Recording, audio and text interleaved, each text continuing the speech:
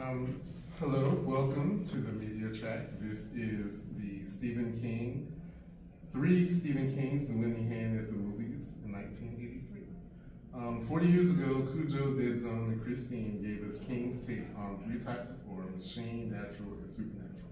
The reason why I wrote that in there is I taught literature in high school, and one of the fun things I was able to do was talk about all the different types of stories: man versus nature, man versus machine, man versus supernatural. I was like, boom, these three movies cover three of those. My name is Anthony Liggins. I'm the assistant director for this track. I'm also a co-host of the Fandom Hybrid podcast. This is my first in-person Monsterama. I did virtual, watching the YouTube for, I think it was last year's virtual. And I was also on the panel about Jordan Peele and his movies last year. If you go to YouTube and find that, it was a really, really good panel. But today we're going to talk about Stephen King in 1983. I'm going to let my panelists introduce themselves. Hi, I'm Bill Bridges, movie buff, but my professional credits are actually in role-playing games. Used to work with White Wolf doing the Werewolf the Apocalypse and Vampire the Masquerade games. So, yeah. Hey guys, my name is Michael Collins. I am a co-host and theory prognosticator for the Fandom Hybrid podcast, along with Anthony. And this is my first Monsterama, and you would actually doing the research and the rewatching on this track kind of made me remember why horror movies were kind of traumatizing, but also kind of fun. So it's good. This is actually my second Monsterama. The first was years ago when it was still in person. And Rico Browning was there, the Creature Lagoon. I did some gaming panels then. Cool. This is pretty much an open discussion. Of course, we're going to give our opinions. I'm going to try to moderate, but I like Stephen King, so I may interject a lot. Remember, everyone has their own opinions. Not everyone is a huge Stephen King fan. Some of us are a big fan than others. And remember, some of his adaptations are worse than others. But these three are actually pretty good.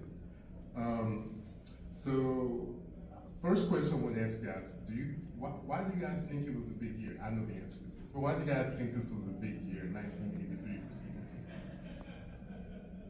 King? Luck of the draw is all I can say.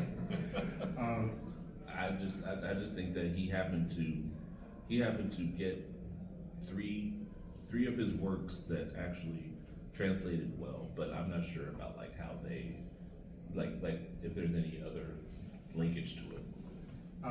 So his first book, Carrie, came out in '74, and then 2 years later they did Moving, Brian De Palma, and it was a huge success. And then they optioned Salem's Lot on TV, and that was Tobe Hooper, who was a up-and-coming horror director.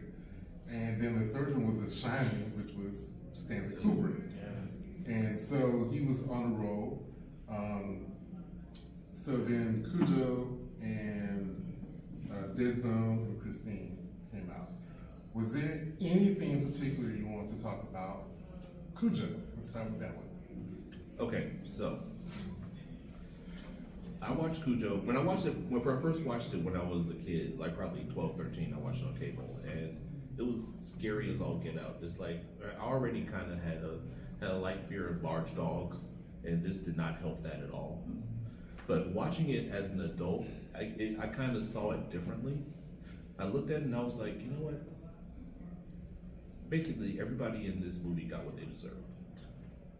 Because I didn't realize all the little subplots that were going on. It's like the wife was cheating on her husband, who was working his tail off and getting ready to get fired, and like he just lost a big account, and he has to go home and figure out that his wife's cheating on him. I'm like, really? And then the other guy's wife, the mechanic's wife, wins the lottery, and the husband plots on how to take all the money away from her. And I'm like, wow. Like the whole thing is kind of dark. It's almost a little dark, but I'm like, yeah, y'all got what you deserved. And it's like the only person I felt sorry for was the little boy. I felt sorry for her son because her son went through so much hell. It's like from even pretend seeing monsters in his room to actually being confronted with one and like being trapped in a small car and and not being able to breathe. It's like that was I felt so bad for him, and it's like, but it's like all the adults in the movie were trash. I could have done without all of them. Well, the thing is, I think Cujo didn't deserve it either. No, Cujo. And that's the sad thing. And that's like, yeah, it's like, what kind of pet owner doesn't notice, like, oh, my dog has a sore on his nose, I should probably go to the vet and get that checked out. Or maybe make sure the dog has been, did they have immunization for rabies? I think they did. I think we did. They did. Dog was he obviously was not immunized for rabies. Yeah, just in a rural area, he gets a lot of cuts and scratches, I would suspect. And they just don't pay attention. And I'm not sure if the father had seen Cujo since he had got bit, because remember he had started hiding. The son was the only one who said, "Dad should check him out," and she was like, "No, it's fine. She'll see him eventually." Right. Yeah. And it's like, and the fear of being trapped in a car, and especially a bug. A pinto. Oh, pinto, I'm sorry. A pinto. That's even worse. Cause See, like, I you gotta was worry like- about either being eaten or exploding. That's it, I thought the moral of the movie was don't buy a pinto. Yeah, there you go. That too. Because she was trying to drive to get away, and just conked out on her Yeah. rollback. I was like, oh man. When she put it in reverse, it stopped. Oh, you should have put it in reverse. Oh, man. You know, I read the book first and then saw the movie in the theater, and I really didn't like either. And mainly because I feel for the dog so much, and he becomes the villain, but it's the poor guy doesn't deserve it. The kid doesn't deserve it. And am I misremembering? I think the kid dies in the book. Yes. But he survives in the movie. So it was a little bit of a happy ending. I don't think it would have Yeah, been. and 100% wasn't the dog's fault, because the dog was just reacting to all the sounds that were just like Oh, yeah. coming down on him, and he And couldn't the take phone it ringing, couldn't stand it, all that. consistently. But the film gets you in the point where you want to beat it with a bat the same way she does. And I felt terrible for that, because I don't want to hit the dog, but boy, if that dog was coming at me, you'd have to. It's like a natural defense for parents. It's like if you have children and a rabid dog is coming at it, it's like you're not gonna let that dog. You're gonna get between that dog and your child. So it's like he played on that, but he also kind of let you still feel bad for the dog a little bit, because it's like though throughout it all, it's still not his fault. It's like he was being a dog chasing a rabbit and gets bit by a bat. It's like he either becomes a vampire or a rabbit. So it's like he could have gone one of two ways with that. I agree that the dog really doesn't deserve a lot of blame or hate for the whole thing. Right.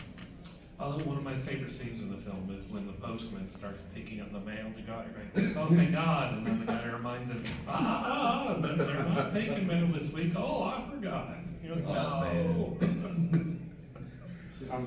You mentioned one of the changes from the book, the little boy surviving. Steve, this was one of the Stephen King screenplays that had gotten thrown out, and that was the one thing they kept was a boy surviving. Everything else got thrown out and they rewrote a new screenplay. Yeah. You mentioned one of your favorite scenes. Do you have a favorite scene from the movie? I think probably my favorite scene was, okay, I have to set this up. So Mills Watson played the mechanic's best friend, and he's from, I don't know if anybody remembers this show. It's a show called BJ and the Bear and Sheriff Lobo. It's like he was the deputy in it, and it's like I love that. I used to watch that show all the time, and it's like it's so weird because I always come back and I hear him saying Cujo, and it's like the whole part with him getting attacked is like, because I never liked him in the show, and him getting attacked was like kind of my favorite part. So, Did he make it into the Sheriff Lobo spinoff show too? Or was it just PJ and the Bear? no, he was in the Sheriff Lobo show too. Okay. Yeah. I haven't seen it since it aired, so I don't know. I know. It's like I saw him, and it's like again, it's like stuff rushes back to you where you're just like, oh wow, like I haven't thought about BJ and the Bear like in 20 years. I should have asked this earlier. Has everyone in here seen Cujo? Because there will be spoilers. For sure, everything. Anyone Oh want yeah, to share? spoiler, the dog bites people, so. Anyone? Well, one of the things I was concerned about was even if she survived, was she going to be able to get help for rabies? Like the dog is still contagious, Yeah, well, and he bit her leg. So she's gonna be getting shots in the stomach. Yeah, she's gonna have to get, a whole series of them. Yeah. She can still get treatment, but this is gonna not be pleasant. no. Anyone want to share their favorite scene from Cujo? My favorite scene. Oh, there we go. It's not related to favorite scene, but the main actress, I think she's with both played in The Howling. I think they were married. They were married in real life. Awesome. That was going to be a trigger. That's awesome. And it was cheating, but yet they're really married. So it's almost like you think the other people were cheating in real life in that sense. Yeah. So she could have only turned into that poodle dog at the end of that. Take care of Cujo. It's like, one of the weird things, not even related to the horror aspect of the movie, like the scene where the guy she was cheating with comes over to her house and like starts roughing her up, and her husband walks in and he just kind of walks out. I'm like, hit him. Like, I mean, it's like he's like, I'm like, why are you like? He's literally forcing himself on your wife, and you know he's forcing himself on her, and you just let him walk out. Like, I mean, maybe at that point he had already kind of given up hope for it. I mean, because you could tell like after that he was just like, whatever, I'll see you later. Like he just wasn't into the marriage at all, really. So it's like maybe he just gave up at that point. But I was just like, even still, he's disrespecting you in your marriage in your house, like blatantly. Like one punch, that's all it took. That's all I wanted. I just wanted them to deck him one time across the jaw. Well, but you're right though. He knew that there was a problem because at the dinner table, he was like, "So this is what the conversation's like at dinner now?" Yeah, because they weren't talking. Yeah. And then in bed, I think he said something about. He basically says we should have another kid. Like we're not talking. Well, let's have another baby. And that doesn't work. Right. That's not how that works. And she just rolls. Yeah. Yeah, I felt bad for him, and it's like, and the amount of time it took for them to figure out a small town. If someone's missing for a couple hours, they'd probably been like, "Have you seen such and such?" Like, I don't know. She was going up to what's his face, and no one clued in. The postman knew that he wasn't there, but no one else knew that he wasn't there. And she still was going up there and had returned. It's like somebody should have checked on her way before her having to spend the night in the car. I don't think anyone. So I don't think anyone knew she was wasn't there. her husband, well, somebody kept calling the house, Right. and I'm assuming her husband wasn't. He was calling because Yeah. he had said, But when no one answered, that alone should have been enough. but he had already shown that he didn't really care about her because Yeah. the car had been a problem. He immediately went and got his car fixed Yeah. as soon as he started having problems, but he couldn't bother to get the Pinto fixed. Yeah. He tried to fix it, but he didn't want to take it anywhere. His car's a Jaguar, right? I couldn't tell what kind of car it was. It was a nice car. I don't blame him. I would fix that first. I would fix the camera before I fix that one. But then this movie also made me have a great appreciation for having cell phones because they would have cell phones. They could have fixed all this. It was definitely a pre-cell phone movie. I was like, oh man, like, I don't have a favorite scene really, but my favorite thread in the movie is the little boy and his father's words to protect him from the monster. And Oh, so when he left, he wrote the words on the paper. right. And so when the boy was in the car, he pulled the paper out, and she was like, "What is that?" These are the words my dad gave me. She was like, "Let me see it." He was like, "No." Like, this is what's protecting him. And she Right. took it, she read it, he took it right back. I love that because that was his physical manifestation of the thing that was going to protect him from this monster that at the beginning of the movie, his father says, "There's no such thing as monsters." And then the big, cuddly, cute dog turns into a monster. Right. So, But it is a good thing that the dad came when he did, because if he'd come earlier with that convertible, Cujo would have been right on it. Yeah, exactly. my wife mentioned that what she liked about the movie was that the mom saved the day. Like, it wasn't like the father came and saved them. She was the one that saved her and her son. He just happened to get there, you know, right after everything was happened. But that, I think, was a pretty progressive thing for something like that. Would you be surprised to know that Stephen King said when he wrote the book that he doesn't really remember writing most of it? No, that makes Cocaine is a hell of a drug. Yeah. Because alcohol. Yeah, He alcohol. said he was He was quite an alcohol. alcoholic. He said he calls it alcohol addiction, but we have another word for that. And so a lot of people think that the movie is really about addiction. That the dog was him, the rabies was his addiction, and him attacking his wife and child was a representation of his own wife and children. Wow. That he was a monster to them. Wow. This is very interesting. That was deep. little Joe Hill. Wow. Yeah, that in researching for this movie, I read a couple of interviews where he said that. It's a good thing his wife didn't hit him across the head with a bat. I'm pretty sure he wasn't trying to bite anyone. I mean, he is Stephen King. You can't really say what didn't cross his mind. Now, I do have a question for the audience. Do you know where this movie was set? Do you know where this book, the setting for this movie was? Was it Connecticut? Massachusetts. Maine. Maine? What city? Castle Rock. Castle Rock. Oh, yeah. Right. What other movie around that time was also set in Castle Rock? The Dead Zone. The Dead Zone. That's right. Who said that? I did. There you go. You trivia question. Yes. That is a poster. That's a Frank Rosetta Death Theater poster. Hot shit. Oh, wow.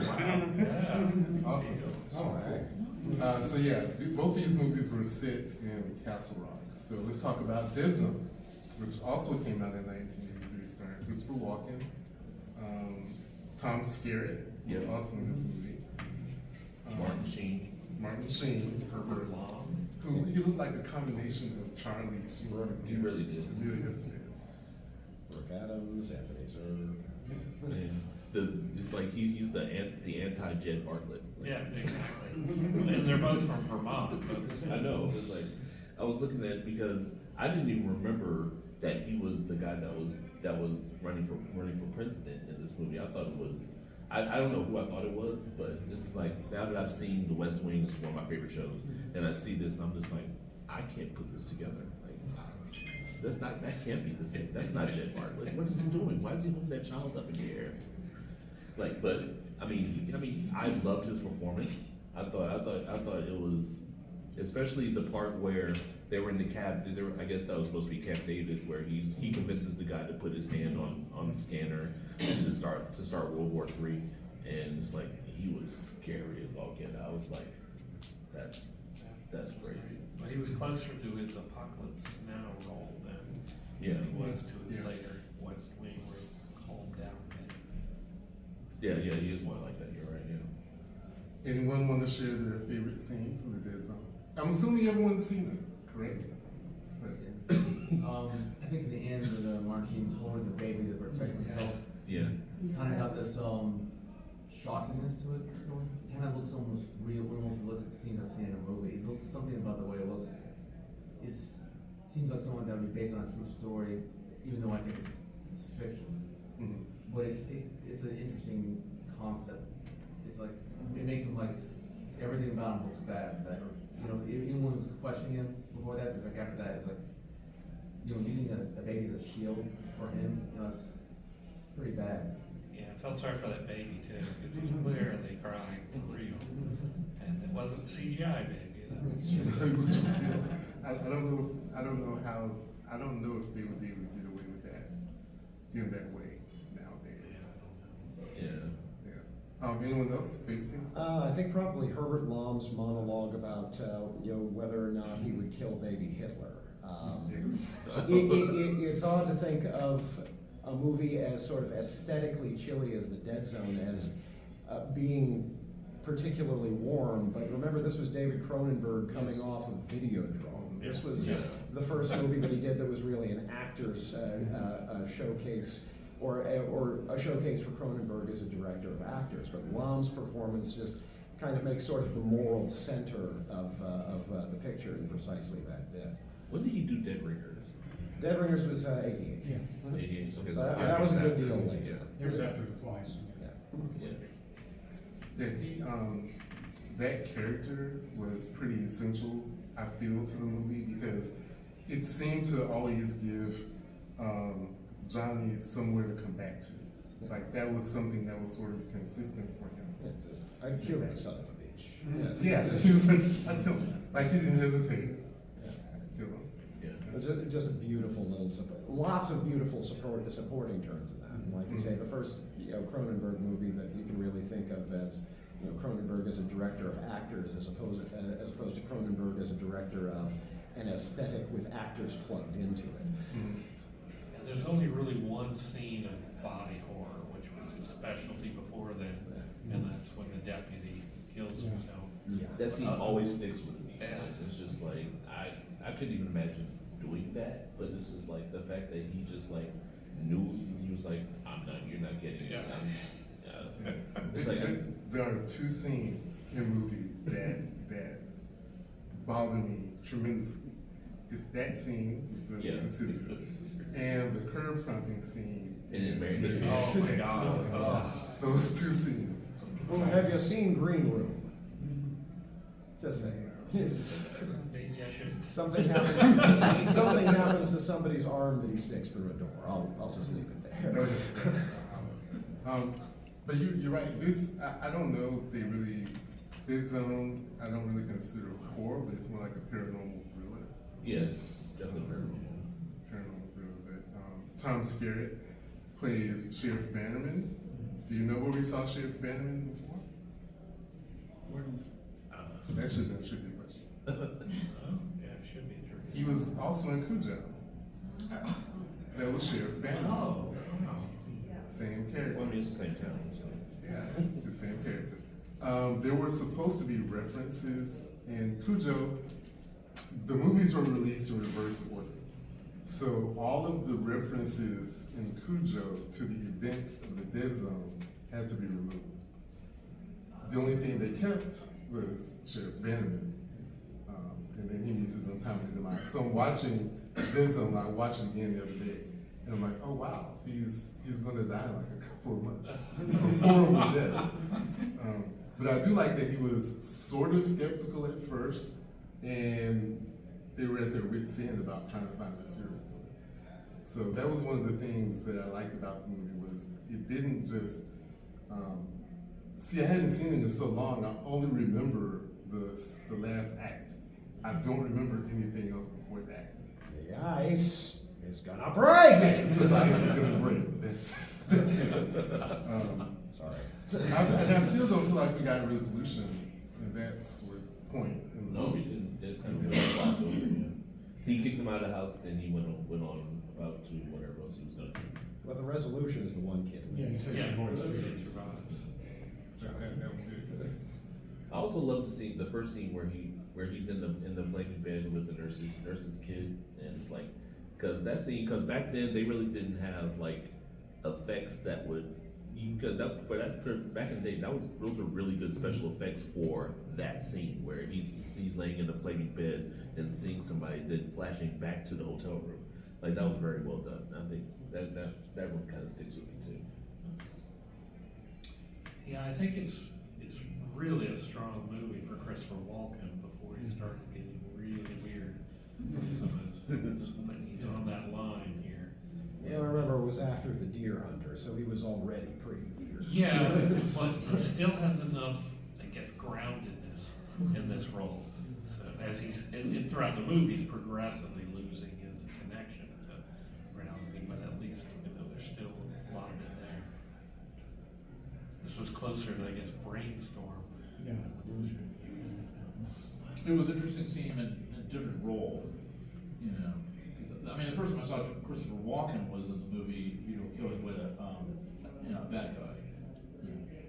And he was more of a good guy in this movie. And he's gonna be the Emperor in the forthcoming Dune. Yeah. I remember thinking So, The first time I saw the movie, I can actually remember this. I really wanted him to shoot Stilson. Like, you missed. Do it again. Do it again. It's okay, still didn't miss. That's true. Still some guns. Yeah, okay. You just threw me off, Mike. I was ready for that. I was just stating a fact, I'm I sorry. was ready for that.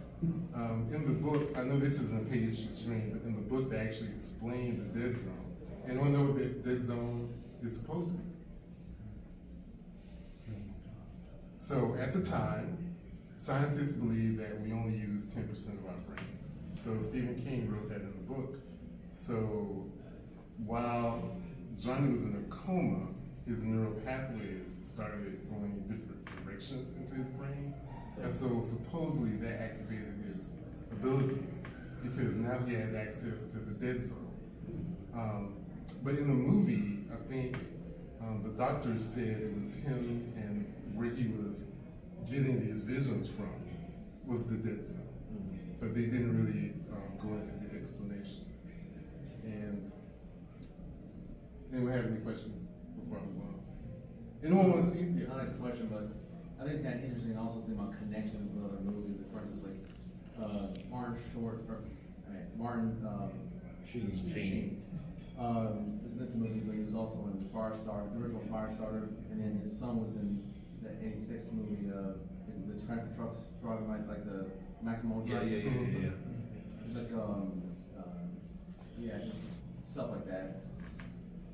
Yeah, Martin Sheen came back and did Firestarter. I forgot the director of that one. Mark Lester. Yeah. Came back to that. It's like the actress Drew Barrymore played into the Cast Iron the following year, and those were both based on something. So kind of interesting. Yeah. I also like the internal connections, like Dead Zone being the first movie set in Castle Rock, or the first Stephen King story set in Castle Rock. It seems random, like it's not like a Norse, like it could be like a certain amount of years later and skip some other movies where it goes back to, it's about 3 locations of Maine, it seems like, or Yeah, different amounts. places. Well, Castle Rock was sort of loosely based on Bangor. Derry is commonly believed to have been loosely based on Ellsworth, which you're actually from, which is fun. I'm not sure about the other one. They didn't film anything in Ellsworth, did they? I don't believe so, but the description is pretty much spot on. Yeah. Derry is a cool little town. It had a haunted feel to it. Granted, I haven't been there in a very long time, but it had mood. Yeah.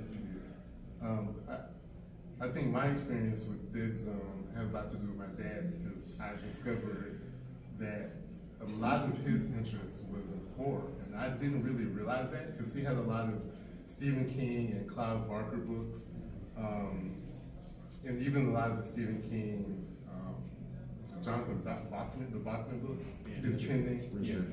Yeah, Richard Bachman. Thinner. Yeah, read that.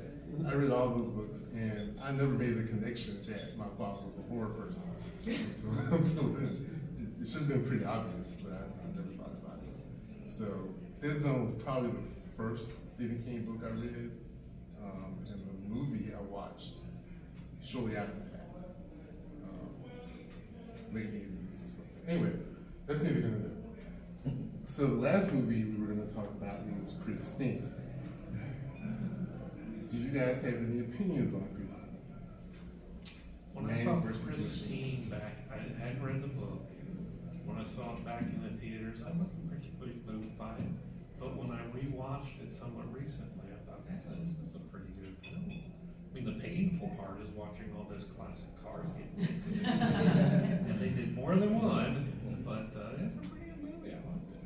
Yeah, Christine is like the general lead. It's like, because they, like for Film Dukes Hazzard, they had like 50, 60 general leads because they destroyed them all. It's like, they would do the same thing for this, but it's like, just like the scene that always gets to me is like when the guy's running from and he gets in the narrow, and the car just keeps going through it and like, like, why aren't you jumping on the hood? It's like, it's not like the car was humming at it, it was just like going slowly at him, and he was just like frozen in fear because the car was still coming at him with nobody driving. Which I'm like, okay, I understand that, but it's coming at you slowly. Like, I'll just place to go. That's the problem. It was tearing itself up to get at him because of the narrowness of it. It was scrunching it, but where was he gonna go? Climb up the wall? It didn't look like there was anything he could climb He up. jumped on the top of the trunk.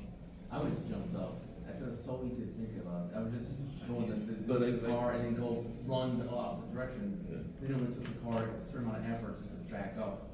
Since it's hard. Yeah. But it's, they want to make it, they want the person to die, so they gotta make it look like. He bisected. He was it, kind I of, believe. he was kind of big, so Like- it was hard for him to jump up. Yeah, and again, it's like, I would probably be frozen in fear if a car was coming at me, like, without a driver. I probably wouldn't be able to do anything either. Yeah, I like this, I was right there rooting for him when he got the car. I was like, okay, he's a nerd, he's getting picked on, he gets the car, he's gonna get the best of the bullies, but I'm like, I couldn't get around to feeling, like, I felt bad for him in the beginning, in the first half, but once he got the car and the car started affecting him, I was just like, see, I'm trying. It's like, he got the girl, he was like, yeah, in my car. He was like, basically the car became his girlfriend, and it's like, I don't like where this is going. And it's like, it's like the movie, it made sense the way they did it, but it's just like, I didn't see him as being as sympathetic as I started to. Well, yeah, he starts out very sympathetic because he's the beat upon nerd, but the car has an influence on him and Yeah. starts turning him into a real How about jerk. the jocks not being the jerks in this movie, like The victim. exactly, yeah, it's like the jocks are being beat up by the punks, and like it's like, for the first time, it's like, now we're used to seeing jocks being the ones that are pushing the nerds around, but it's like the jock actually was his best friend and was actually protecting him. So that was an interesting twist on that. Yeah. That's interesting. I had a thought, it just went away. So, favorite scenes from the movie? I think I just went on mine, the one where the car was going at him through the narrow entryway. I like the ending. I think the ending was good, where they crushed it into a ball. It was sitting there. It was like, okay, you can't do it. Then all of a sudden, the fender starts moving a little bit. I was like, oh no. Doesn't the radio start to play too? Yeah, no, it's like the radio. No, you hear a song playing, but then you see a guy walking the guy past on in the the back wall. with a Yeah. You're like, oh. It's the fake And out. then the fender starts moving. You're like, And then the ah. Yeah. Yeah. I'll just say my favorite scenes are anyone with Harry Dean Stanton. Thank you. He was great. He was great. He had just, when Aliens came out, he was in that already. Alien. Alien. So it was about 4 years after that. Yeah. But yeah, it is basically Harry Dean Stanton playing Columbo, which is, kind of beautiful. Jenkins, not Jenkins, Jenkins. Yeah. Anyone else favorite scene? For me, I like the way the music was like, the headlights go on, and just when he's going after that overweight guy, when he goes around a curve very fast, running over, it doesn't matter what's in his way. I'm kind of like, definitely rooting for the car, because it's a bad guy, come out of the car so cool the way. That's a good example where I'm definitely rooting for the bad guy. It just looks. And I saw it was in theaters recently, and I saw it twice. And it was like, I definitely felt like mentioned that. It was like the 40th anniversary. I saw it in cinema and stuff. This was back, I think, September. And it was, I liked it, the regular TV screen, but the movie theater was good in a different way. It's like, I think it's actually one of the best movies based on just all the music, the atmosphere. I think it's kind of an underrated movie. Yeah. But, I like just the visual way. It's very artistic, very visual. It's very colorful. Very like art. It's kind of hard to explain, but even though the story might be simple, it's very artistically done. Largely, it's something John Carpenter directs it, which of course directs Halloween and all those movies. So I think that combination of Stephen King and John Carpenter made it very interesting to watch. And Did then- you read the book? Actually, I'm not much of a reader, so I actually haven't read it. Okay. I'm a movie person. The book is really good, I have to Takes a lot of say. patience, And, I thought the movie was really well done from the book, we didn't try to change a lot of It was stuff. filmed and released all the same year. The book was it was filmed that same year, and it was like released the same year. Wow, that was. I was born in '82, so I was like, oh, wow. So it's, and then John Carpenter's gonna direct the original Firestarter, so that's kind of a connection there.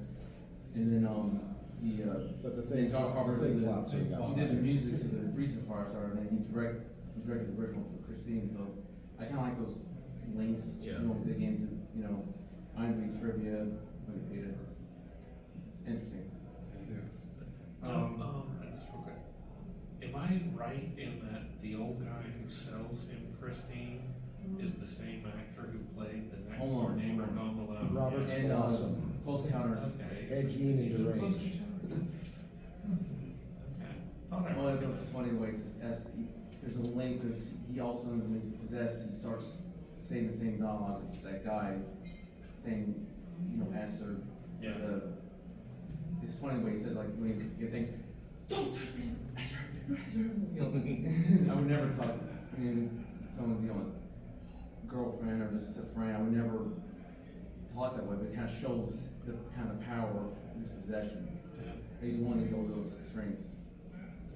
So it's interesting to say that because in the book, he's actually possessed by the previous owner. But in the movie, it's more or less influenced by the car. See, I always thought the movie was about addiction. Again, we're back on addiction. So we had Cujo about addiction, and now we have addiction and obsession in Arnie. Anyone have any thoughts on that? Am I crazy for thinking that? It's sort of interesting also that Keith Gordon was doing that coming off of, I believe, De Palma's Dress to Kill, which was another deeply obsessive piece of work.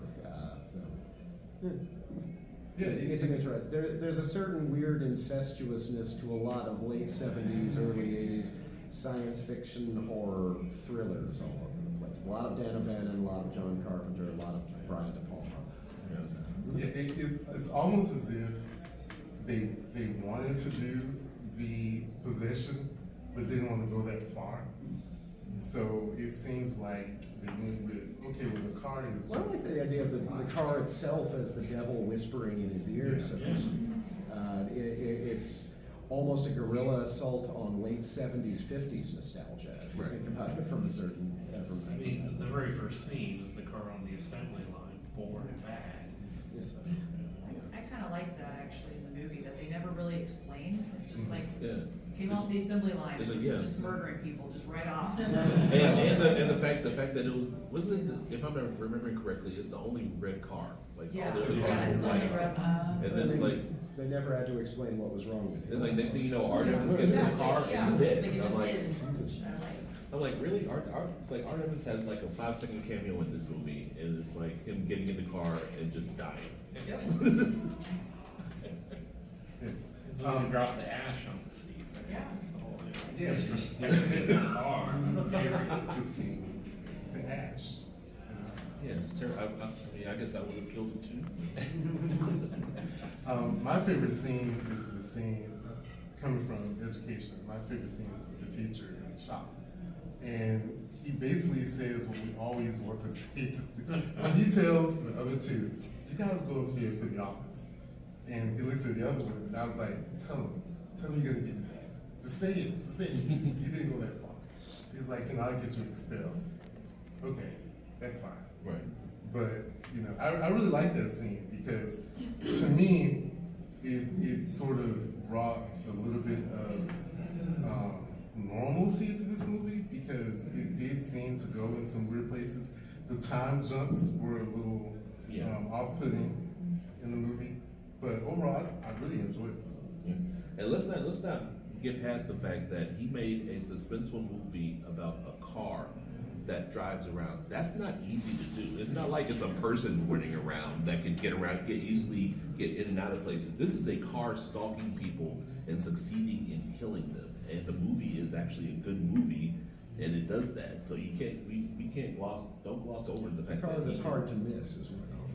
It's not like it's a Pinto. It's like a big old Chevy or Cali or whatever. Plymouth Fury. Thank you. Yeah, it's a big ass Plymouth that's going around corners and killing people easily. Like that's a hell of a job. Like putting that in a movie and making it seem realistic. Like you were like, damn, that could really happen. It's like if you actually go out and see a Plymouth Fury, it's about as big as this room. Well, I think that's part, it would be so unexpected, people wouldn't think a driver was carved. So it has the element of surprise and Yeah. shock too. You know, there are other scenes where it's chasing the people and you just want to yell, get out of the road. Yeah. Just running down the road, of course it's great.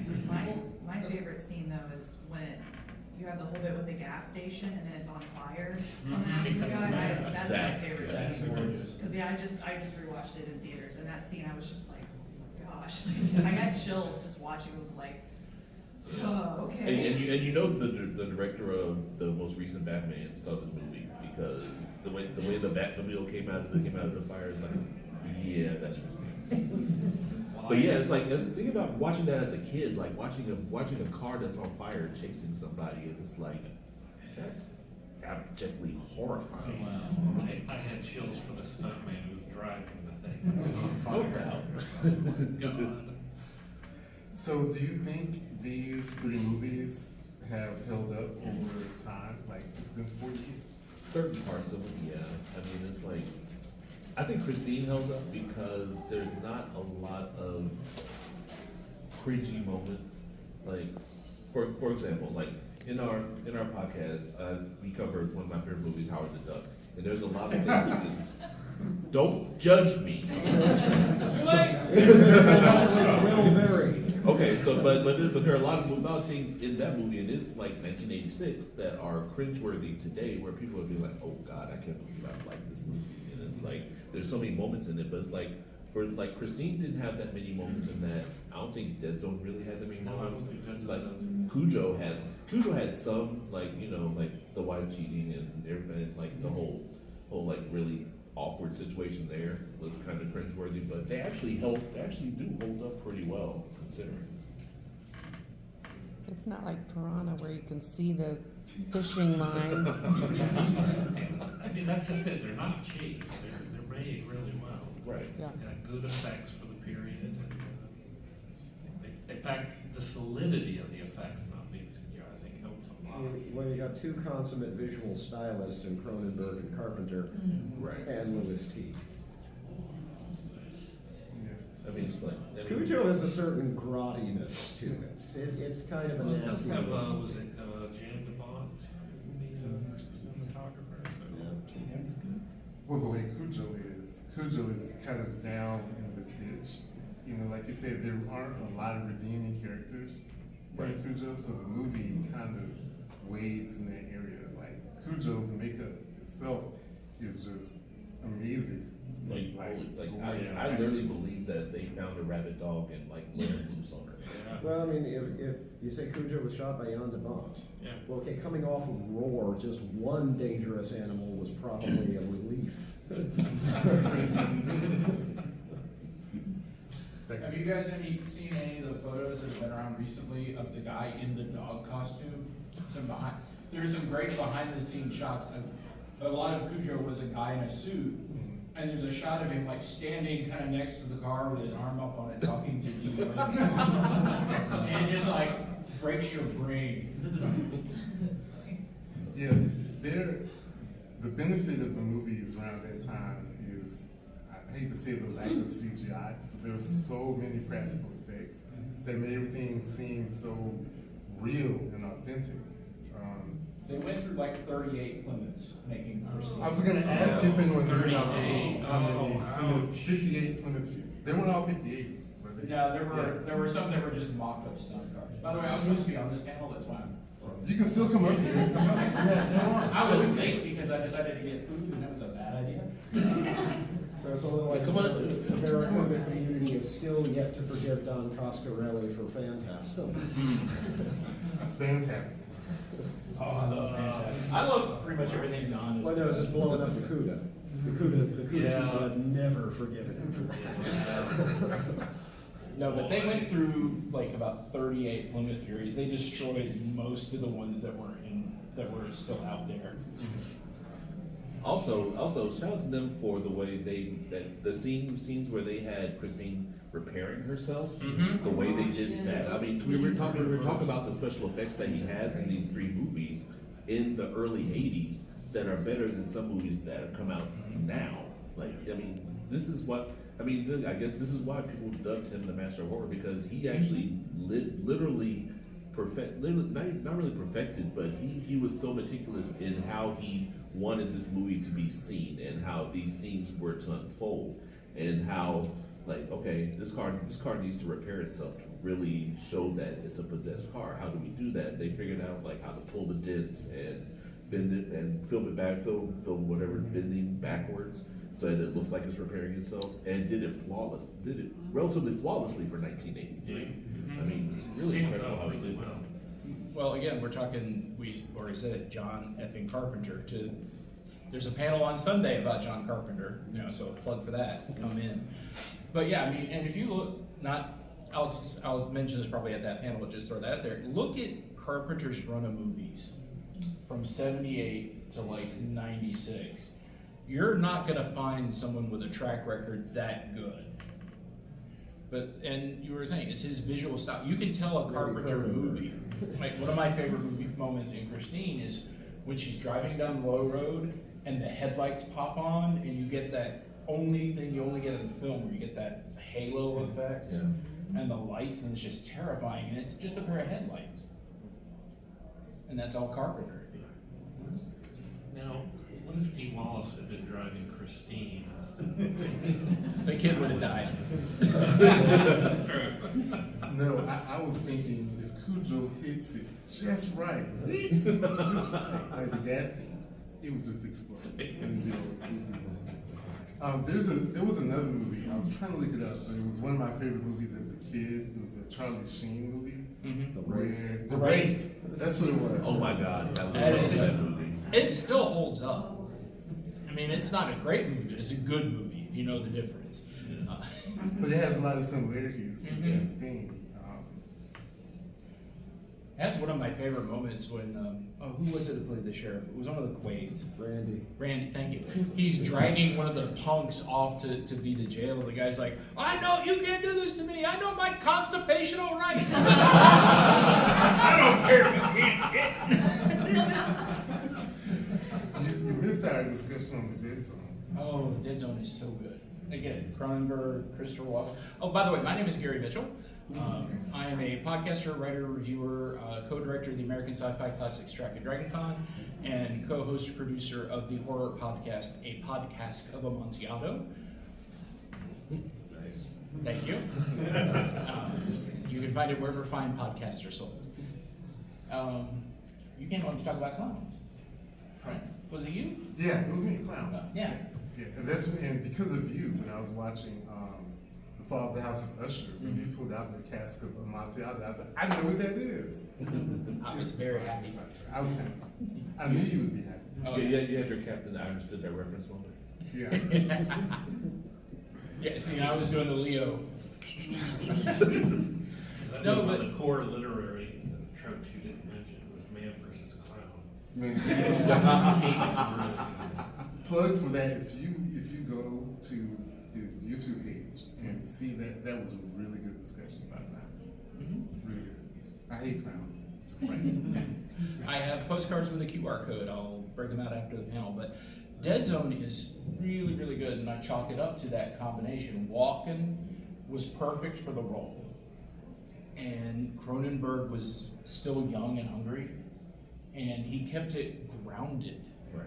Even with all the weird psychic, I can see the future thing, but he did the important part, which was focus on Walken's character. And what do you do if you're in that position where you see, like, if I don't do something, millions of people will die, but at the same time it means I've got to, how do you stop this guy? What's your favorite scene? I mean, the whole movie's good. It's hard to pick, but I'll tell you the scene that sticks with me is when they were going after the serial killer. The scissors. And the scissors. Yeah. That lives in my head. And Yeah, it's like, I think all of us have the same feeling about that. It's Yeah. just like, if I were ever push come to shove, that is not how I would choose to go out. But gotta give up to the guy being hardcore. Also in being older now, I wanted to beat the mom's ass because she knew about the whole thing and was trying to block them. I was like, really? And then she shot him.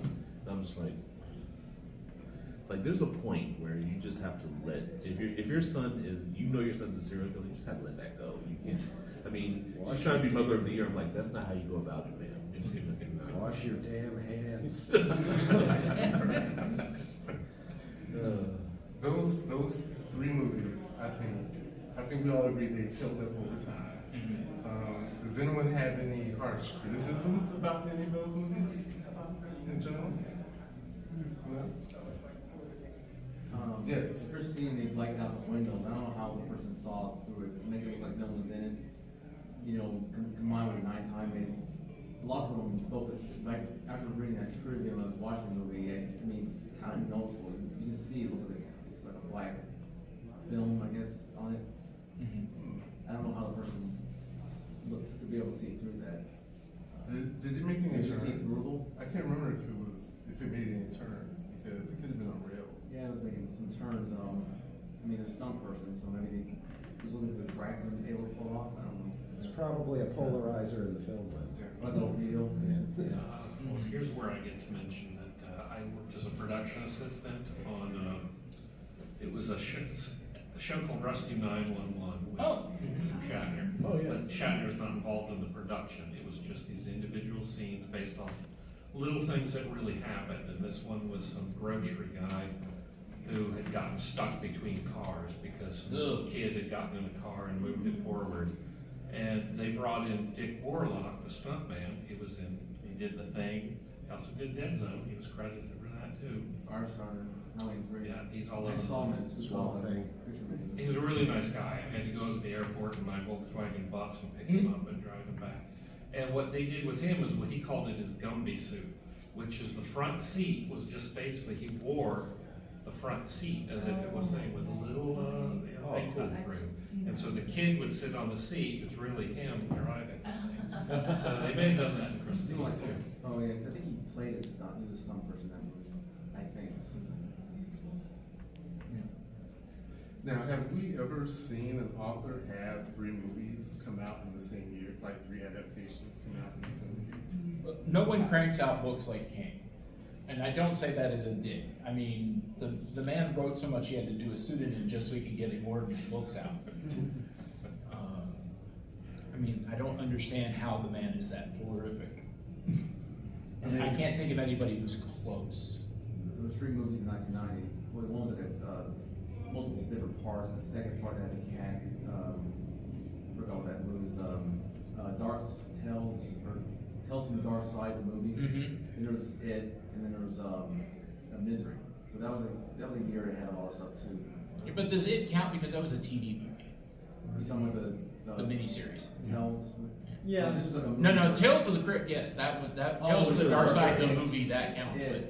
but It was a theater, was a TV, but that's They picking, have done that's it on picking. TV too. Yeah. It's a classic. Yeah, it's picking nits. I couldn't find anyone. Dean Koontz is pretty prolific. He is. When it comes to sci-fi horror, he's really prolific. What are the adaptations? Yeah, there's a few. There are a few. Intensity was one of them. I heard Whispers. Ben Affleck was a bomb in that. Affleck was the bomb. I saw that in theaters.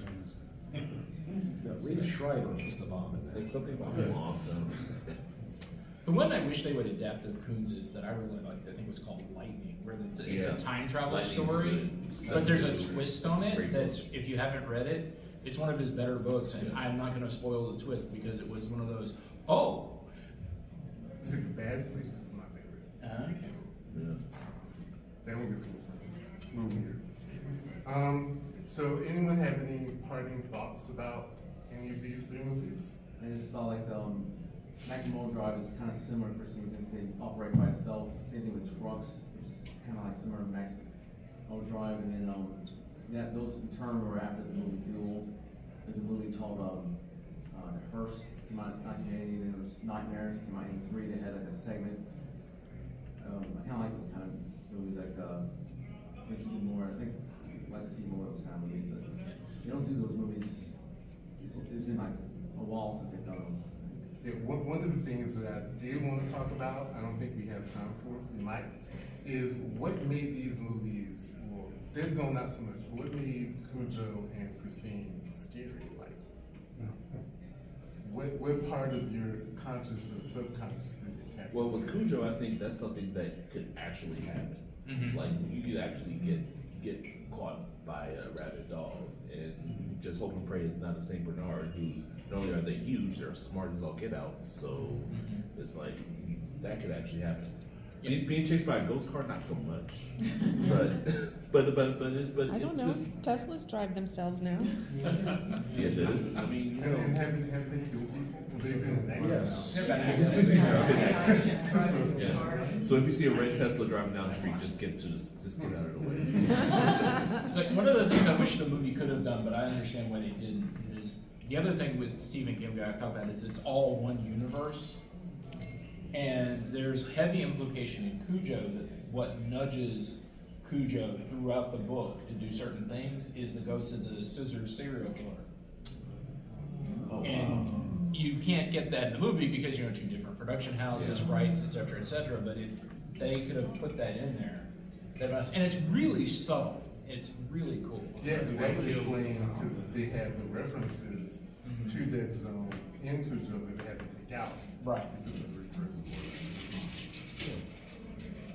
I know I way remember too much about reading the Stephen King. book before I saw the movie and being annoyed with it because the kid's got the overactive imagination. There's something in the closet.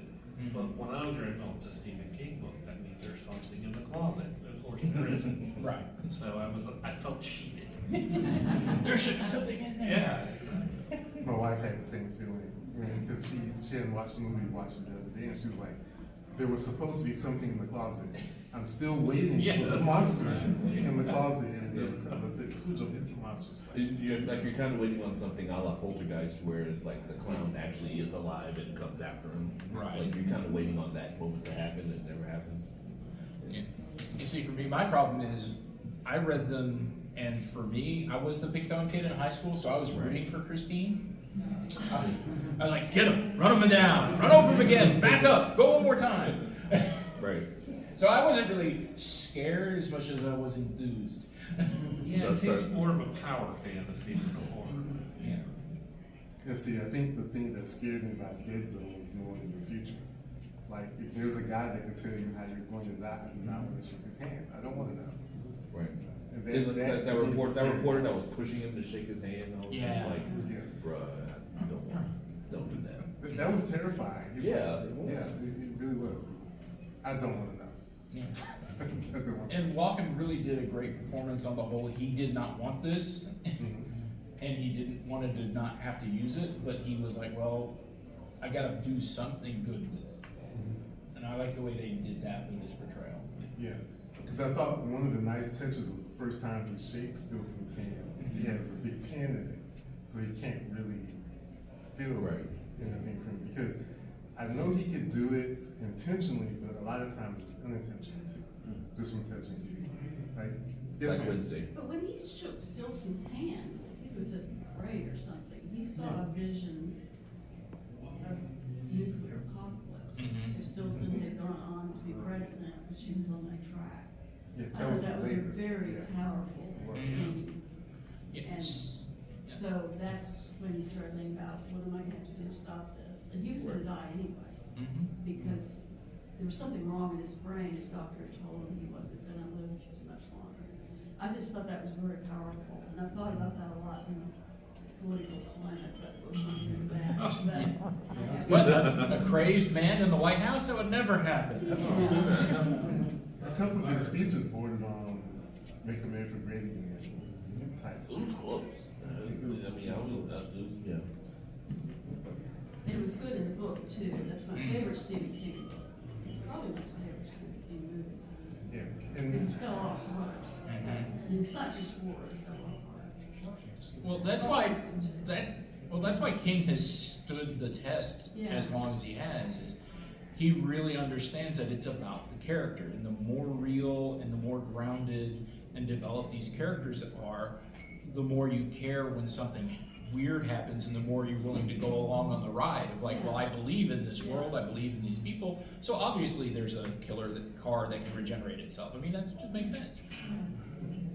Oh, well, thank you guys. We are out of time. I appreciate everyone coming. Would you guys like to tell them where they can find you? You can find me at bill-bridges.com. Find anything about me there. You can find me in the sewers offering balloons. You can look for a podcast of Amontillado. We're a part of Good to Be a Geek Media. You can find me at DragonCon, and I'm going to be here all weekend. You can find me as well as Anthony at the Phantom Power Podcast. You can scan the QR code to see see what we do. You can find me on TikTok at EMCEE1371, and basically anywhere else on the internet that you can search my name, you can probably find me. All right, well, thank you guys. Thank you, guys.